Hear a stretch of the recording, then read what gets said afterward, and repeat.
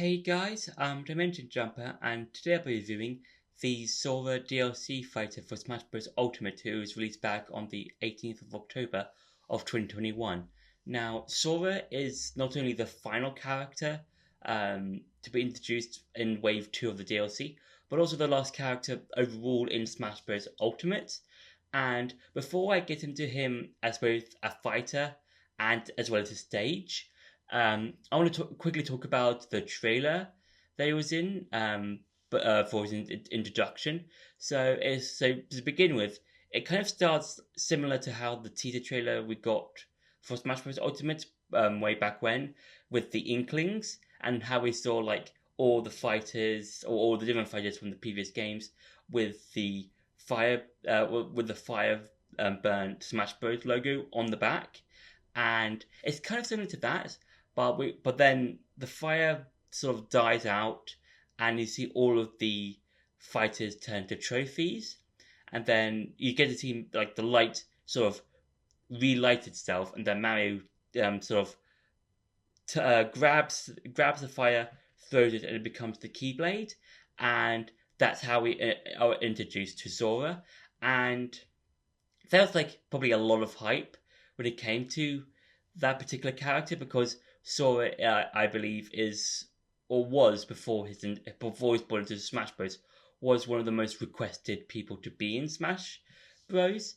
And yeah, I can kind of see why people would want him. He's a well-known character and stuff like that. But he's also like, I think, because he's part of these Kingdom Hearts series, he's like, he got a series that's got like a lot of Disney characters as well as some Final Fantasy characters, and I think it's kind of similar to how both Cloud and Sephiroth were introduced in for their DLC packs. So for like Cloud, it was in Smash Bros. For the Wii U, and for Sephiroth, it was in Smash Bros. Ultimate. And it's kind of like, how did Nintendo get these characters? These characters that are probably well kept to Square Enix when it came to trying to like put them to other games and stuff like that. But I think it's cool to see Sora being in the game, and for his moveset, it's kind of like different depending on, well, because he mainly uses Keyblade, but he's also got some magic to him as well because he uses either lightning, fire, or ice attacks, and they all change depending on which one you're not using. So what do I mean by this? And I'll talk about it a lot, probably a bit more in the gameplay section. But he'll always start off with like a particular attack. I think it's always the fire spell, and then once you stop using the fire spell, it'll change to either lightning or ice. And then when you stop with using the lightning or ice, it'll go to the other one. And that's like a nice little thing to put in the game. Just like, if you're not using the keyblade to hit your opponents, you can just use spells for your sort of ranged attacks. So that's a really good ranged sort of attack. He's also got like the Link spin attack. He's also got Bayonetta's homing attack. He's also got a counter as well. And yeah, and with Sora, he's a bit of a glass cannon in that he's really good at dealing attacks, but he's also quite floaty. And if you choose a character like Bowser or Kazuya or any character that can deal a big enough attack, Sora's just flying off the stage instantly. And yeah, he's a bit of a glass cannon in that aspect. And his stage, I don't know how much I remember the name of his stage. It'll probably be on. I'll talk about it a bit more in the gameplay section, but it's a nice little stage. I think it's one of those, and it's one of those stages. It's kind of similar to Hero Stage, in that it's sort of a moving stage. So you start off like in the sea, and then you go to this big tower thing. I'm not 100% sure what it is. I haven't really played any of the Kingdom Hearts games, so yeah, I'll probably when I do get a chance to play the Kingdom Hearts games, maybe I'll get to understand more about the tower and stuff like that. So yeah, but also if you're playing on stocks, I believe, if someone's on the last stock, the stage will change, and it'll You have in the background you'll have Sora or his friends as a sort of like steel glass painting, I believe. And again, that's a really cool way to change the stage a bit. Like instead of just having it just continue just moving about, it stays still and it becomes this one non-moving stage with the paintings on the back. So that's quite cool. And yeah, and now it's time for some gameplay. So when it comes to Sora, he's probably one of, if not the floatiest character in the game, because he's got some good attacks. He's got like he's kind of a bit of a glass cannon, in that he can deal a good amount of damage to his opponents, but if he's like on any kind of like high percentage, he will be sent off the screen. And I'll probably show you that in the training mode, with like a character like Bowser who hits really hard. And with those moves, I think they're quite good. You can, like with this neutral B, you can exploit it when it's with fire, because you can just spam B forever and like this, for example. So you can just spam this forever, but it is easily avoidable. So yeah, when it comes to using your neutral B, be aware of your own risk when it comes to that. So yeah, and I also want to try and get Robin to at least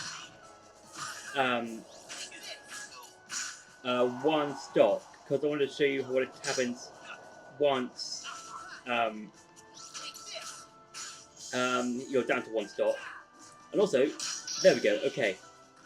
And also this is, hopefully if I can land it, Sora's final smash. Okay, so you kind of like summons the door and basically just it explodes.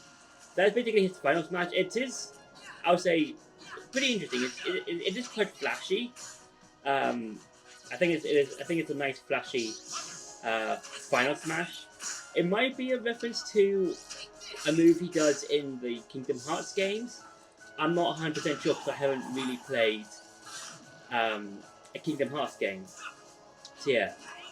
And also for one of his moves, another move, he's got like the Bayonetta homing attack.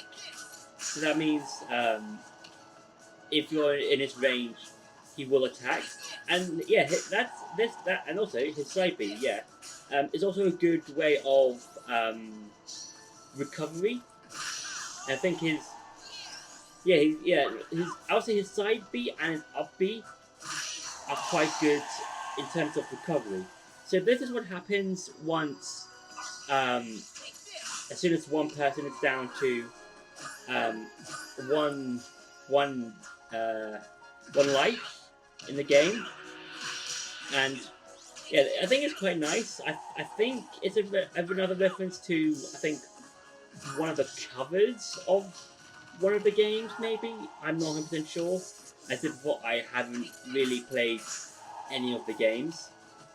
And also, if I can pull it off, I want to show you his down B. Yeah, so his down B is a counter. So he's one of the few characters that has a counter. So kind of like characters like Pyra, Mithra, Joker, that sort of thing. So yeah, so that's quite cool. And so yeah, I think Sora, he's a bit of a glass cannon.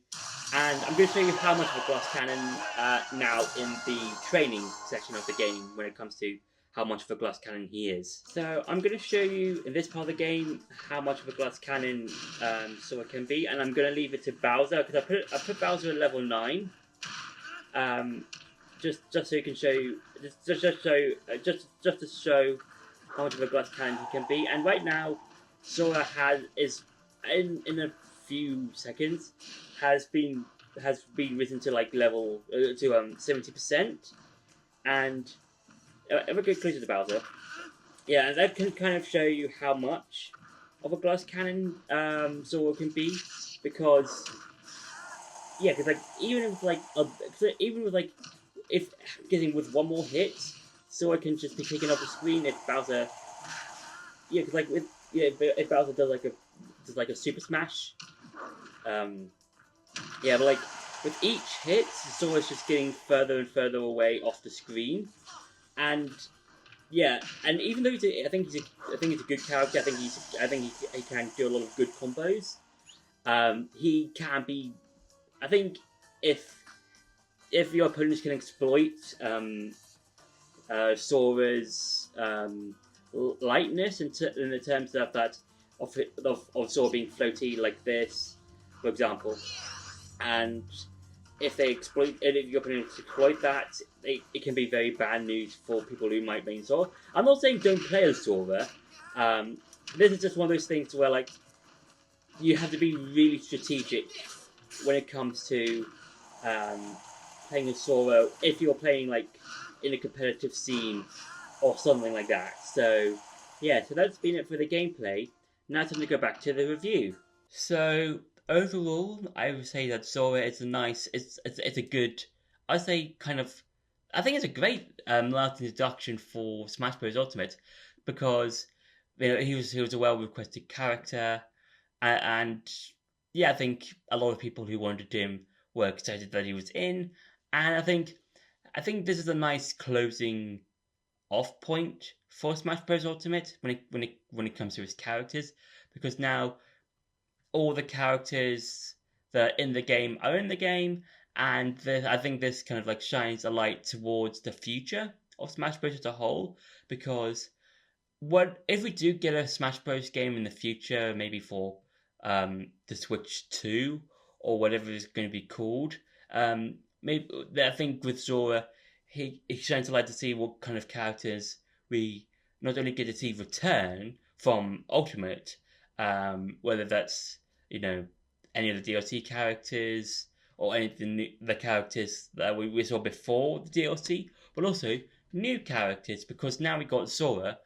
I think this kind of like has a bit of a renaissance, a second renaissance, I would say, in the sense that if Nintendo can get characters like Sora, Sephiroth, Cloud from the Wii U game, who else can we get? How else can they get in the game, and what kind of stage will they have for that particular character? What kind of move set will they have? What kind of final smash will be used?